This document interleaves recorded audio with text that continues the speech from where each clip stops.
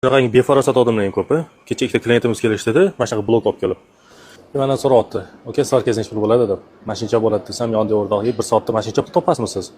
Bu svarchi bo'lish kerak ekanda, nima qilardik? 4 yillab dedi, institut o'qib, shuncha kontrakt pulini to'lab, ishimiz aniq bo'lmagan narsaga deyapti. Undan ko'ra svarchi bo'lsak bo'lmasmidi? Biz paytda deydi, svarchilar alkash bo'lardi. Arzimagan pulga deydi, kelib uyingizda ertalabdan kechgacha ishlab ketardi.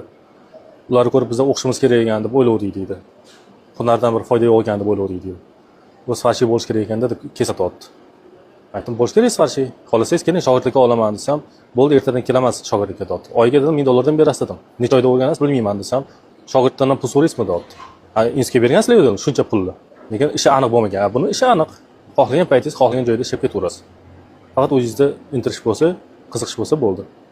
Bitta joyda qotib qolmasangiz bo'ldi desam, "Yo'q aka, bu ish menga to'g'ri kelmaydi" deyapti. Unda kelasiz, o'chirda turasiz. Boshqa bor. Kasbingni, diplomingni, mol-mulkingni kimdir olib qo'yishi mumkin, lekin hunaringni hech kim olib qo'ya olmaydi deb. O'shaning uchun hunar o'rganish kerak, zarar qilmaydi. Mayli o'qish o'z yo'liga. Hammasi o'z yo'li bilan ketaveradi, lekin hunarni o'rganib qo'yish kerak. Chunki mana shu yerda 50 ga yaqin o'zining ishini eng zo'rlari